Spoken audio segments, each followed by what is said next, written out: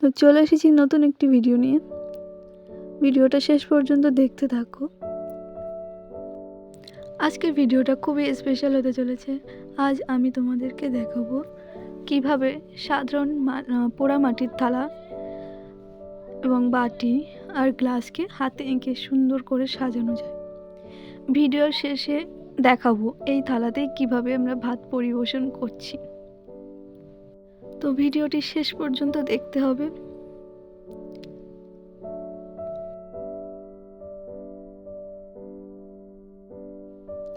প্রথমেই দেখুন, এগুলো একদম সাধারণ মাটির থালা, বাটি আর গ্লাস।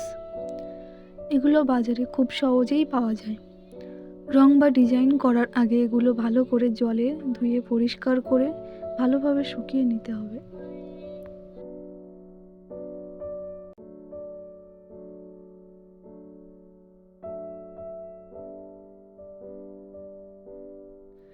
তো থালা বাটিগুলো ভালোভাবে শুকিয়ে যাওয়ার পরে আমি সাদা রং করে নেব। ভালোভাবে খুব ফিনিশিং করে নিতে হবে সাদা রংটা, এবং সাদা রংটা শুকিয়ে যাওয়ার পরে ভালোভাবে শুকাতে হবে। শুকিয়ে যাওয়ার পরে আমি তারপরে লাল রং করব। আমার সাদা রং করা কমপ্লিট।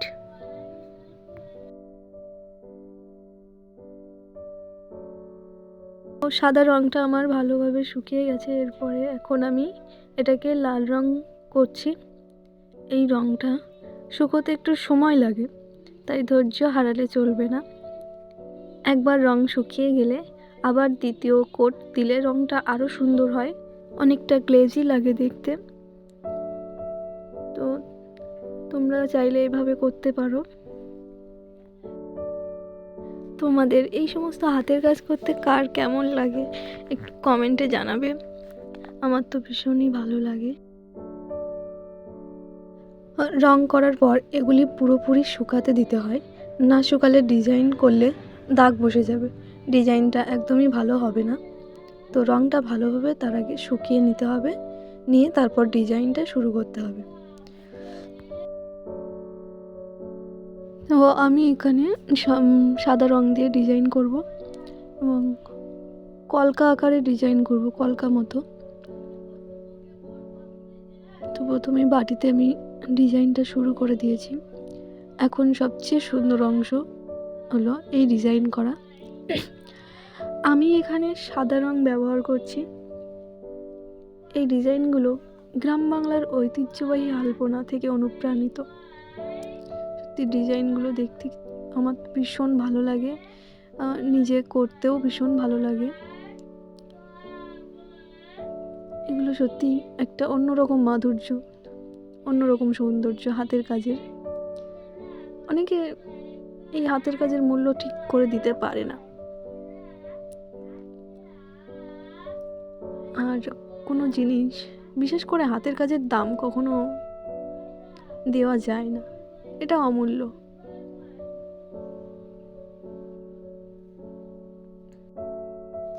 তো বাটির মাঝখানে একটি ছোট্ট আম মোটিভের কলকা করলাম।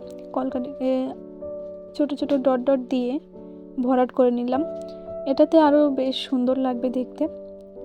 এবার চারিদিকে সার্কেলটা একটু এস শেপের কলকা করে নিচ্ছি। দেখো কতটা সুন্দর লাগছে।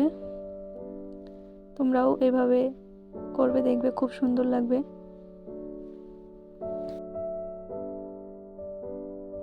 তো আমার এখানে একটা বাটি ডিজাইন করা কমপ্লিট হয়ে গেল।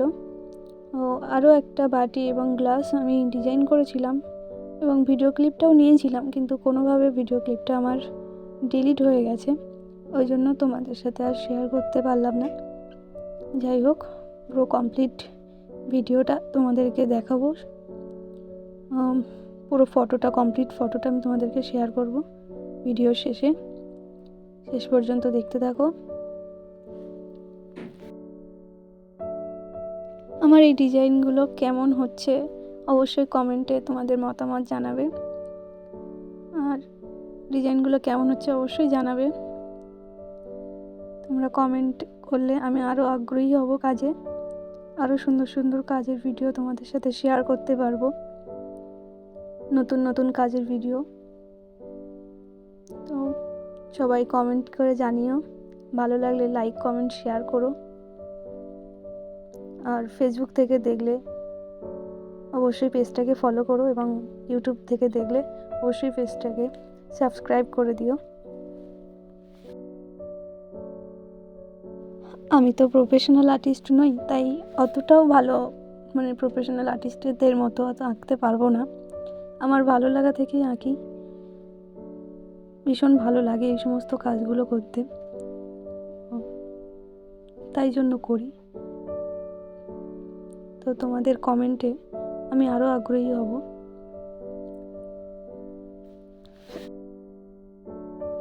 এখানে আমি দেখো থালাটাকে ড্রয়িং করা শুরু করেছি। থালাটা প্রথমে সার্কেলগুলো করে নিয়েছি, তারপরে মিডিলে একটা ময়ূর ডিজাইন করছি। ময়ূরটা কেমন হচ্ছে জানিও।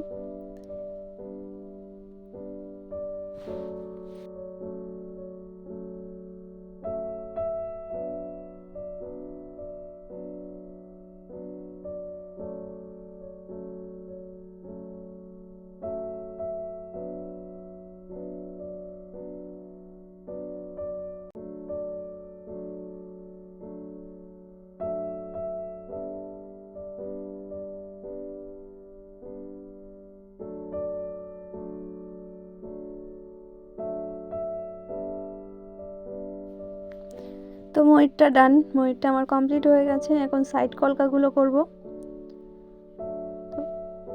তোমরা সাজেশন দিতে পারো আমাকে যে আর কি রকম করলে ভালো হতো বা কীরকম, তাহলে আমি সেইভাবে করার চেষ্টা করব পরবর্তী কাজগুলো। এই ডিজাইনগুলি গ্রাম বাংলার ঐতিহ্যবাহী আলপনা, এতে আছে একটু সাবেকিয়ানার ছোঁয়া, সৌন্দর্য।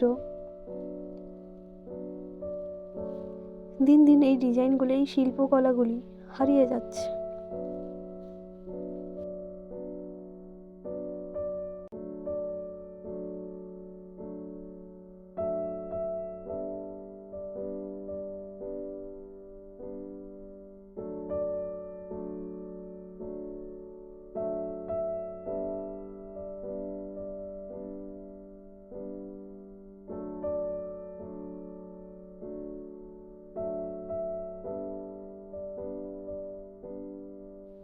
আমার এখানে মিডিলের ডিজাইনটা কমপ্লিট হয়ে গেছে।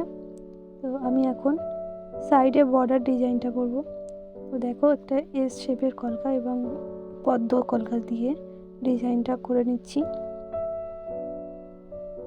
দেখুন বন্ধুরা, সাধারণ মাটির থালা কিভাবে একদম অন্যরকম হয়ে গেল।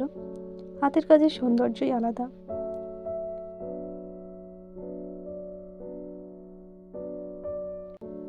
তো আমার এখানে ডিজাইনটা প্রায় কমপ্লিট হয়ে এসেছে। এরপরে আমরা এখানে এই থালাতে কিভাবে ভাত পরিবেশন করছি তোমাদেরকে সেটা শেয়ার করব, দেখাবো। ভিডিওটা স্কিপ না করে দেখতে থাকো।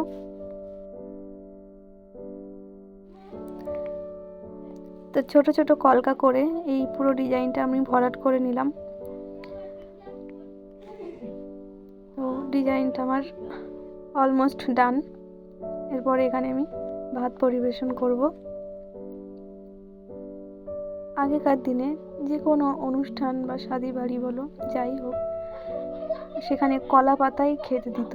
এখন তো সেটা উঠেই গেছে, সেটা দেখাই যায় না। তো আমার দাদার আইবুড়ো ভাত ছিল। তো দাদার আইবুড়ো ভাতের থালাটা আমি তো রেডি করে ফেলেছি, ডিজাইন কমপ্লিট করে ফেলেছি। এখন ভাত পরিবেশন করছি।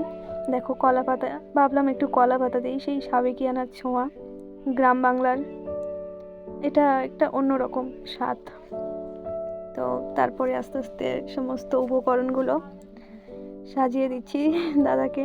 আর দাদা বসে বসে হাসছিল জানো। তো একে একে সমস্ত পঞ্চব্যঞ্জন সমস্ত সাজানো হচ্ছে। এখানে আমার বোনটা সাজিয়ে দিচ্ছে। ভিডিওটা অনেক দিনের আগের, ভিডিওটা ছাড়তেই পারিনি। দাদার বিয়ে হয়ে গেছে, 1 মাস হয়ে যাচ্ছে, কিন্তু ভিডিও আমার গ্যালারিতেই থেকে গেছে।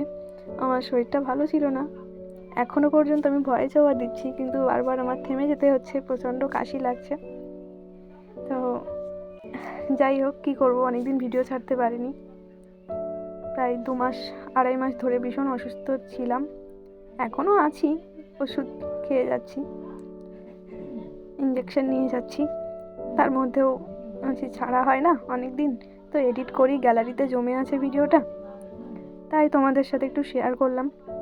তো এই যে আমি মাত্র 2টো বাটি আর গ্লাস এনেছিলাম, তো এতগুলো বাটি আমি বুঝতে পারিনি, যাই হোক বাড়িতে কাঁচের বাটি ছিল, সেটা দিয়েই দিয়েছি পরিবেশন করে। তো তারপরে দাদাকে ডাকছি, দাদা ভীষণ লজ্জা পাচ্ছে। তো তোমাদের কেমন লাগলো ভিডিওটা অবশ্যই কমেন্ট করে জানাবে, আর ভালো লাগলে like, comment, share and subscribe করে দিও।